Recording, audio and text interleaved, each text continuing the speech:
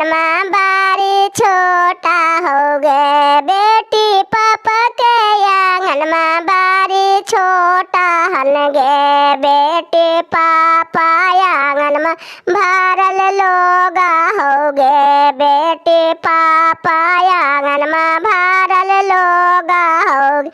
बेटी पापा को छातर पर के घोरा गे बेटी बेटी पापा को छातर पर के घोरा गे बेटी बेटी तोहरक महाजन ले जाओगे बेटी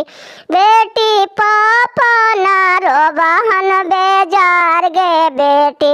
बेटी कान्हा पर के गमछे भींगी जाओगे बेटी बेटी माइया ना रो बहन बेजार गे बेटी बेटी माइया रोबा हृदय फार गे बेटी बेटी भाइया ना रो बहन बेजार गे बेटी बेटी भाऊजो के हृदय कठोर गे बेटी।